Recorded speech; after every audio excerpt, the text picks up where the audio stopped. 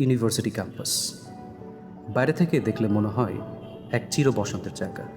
কত রং, কত স্বপ্ন, কত শত হাসির মুখ। কিন্তু এই চেনা চত্বরেই প্রতিদিন কত অচেনা মানুষ নিজের অজান্তে একে অপরের পাশ কাটিয়ে চলে যায়। সবার পিঠেই একটা করে ব্যাগ, আর ব্যাগের ভেতরে লুকানো এক একটা অন্যরকম বাস্তবতার কণা। চলুন আজ পরিচয় হওয়া যাক এমনই চারজন মানুষের অচেনা গল্পের সাথে।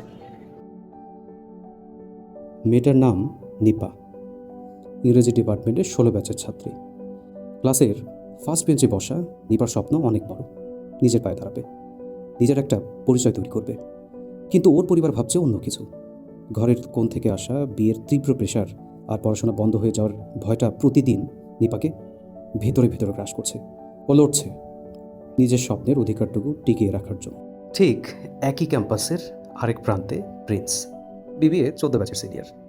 বড়লোক বাবার অবাধ্য আর একমাত্র সন্তান হওয়ার পুরো ফায়দাটা সে তোলে।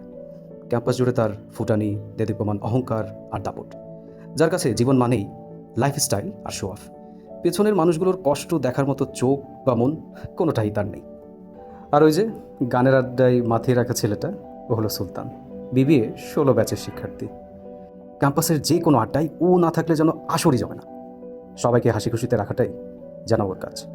কিন্তু অদ্ভুত ব্যাপার কি জানেন, দিন শেষে যখন সুর ফুরাই, আড্ডা ভাঙে, সুলতান তখন বড্ড একা। ওই হাসি মুখটার আড়ালে লুকিয়ে থাকা একাকিত্বটা দেখার কেউ নেই। আর আমাদের শেষ চরিত্রটি হলো রাইসুল, ইংরেজি ডিপার্টমেন্টের 14 ব্যাচের বড় ভাই। মধ্যবিত্ত পরিবারের বড় ছেলের কাঁধে যে কত বড় একটা অদৃশ্য পাহাড় থাকে, রাইসুল তার জ্বলন্ত উদাহরণ। দিন রাত এক করে 2-3টা টিউশনি আর ছোটোখাটো একটা কাজ করে সে। মাস শেষে নিজের জন্য ভালো করে কিছু টাকাও সে রাখতে পারে না, কিন্তু সব ঢেলে দেয় ভার্সিটির সেমিস্টার ফি, বৃদ্ধ মা বাবার ওষুধ আর ছোট বোনের পড়াশোনার খরচে। সবাই বলে মেয়েরা কুড়ি পেরোলেই নাকি পরের বাড়ির আমানত, কিন্তু আমি তো নিজের ঠিকানায় একটু শক্ত হয়ে দাঁড়াতে চেয়েছিলাম। বাসা থেকে শেষ চিঠিটা চলে এসেছে, হয় বিয়ে নয়তো পড়াশোনার রীতি। আমার স্বপ্নগুলো কি তবে কোনো এক অপরিচিত ড্রয়িং রুমে গিয়ে থমকে যাবে? আমি সুর বিক্রি করি মানুষের হাসি কেনার জন্য। সবাই ভাবে সুলতান খুব সুখে আছে, সারাদিন গান গল্পে মেতে থাকে। কিন্তু এই ভিড়ের মাঝেও যে কতটা একা সেটা কেউ দেখে না। স্টেজ থেকে নামলে আমার কথা শোনার মতো একটা মানুষও নেই। হাততালি শেষ হলে নিস্তবতা খুব ভয়াবহ লাগে। লাইফটা একটা রেস, আর আমি এখানে সব সময় ফার্স্ট ক্লাসে বসি।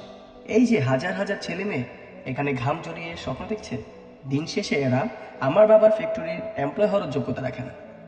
টাকা যার, দুনিয়াই তার, বাকি সব জাস্ট ফালতু ইমোশন।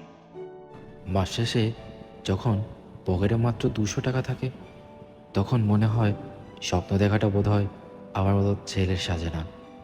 ছোট বোনের আবদার আর বাবার ওষুধের প্রেসক্রিপশনটা সবই এখন আমার কাঁধে। নিজের জন্য এক কাপ চাও খেতে 10 বার ভাবি, তবুও মাস শেষে যখন বাড়িতে টাকাটা পাঠাতে পারি, সেই তৃপ্তিটা আমার সব ক্লান্তি মুছে দেয়।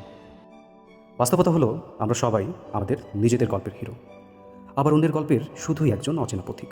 পৃথিবীটা আসলে এমনই, হাজারো দীর্ঘশ্বাস আর স্বপ্নগুলো এখানে সমান্তরালভাবে হেঁটে চলে, কিন্তু কখনো কেউ কারো গন্তব্য জানতে পারে না।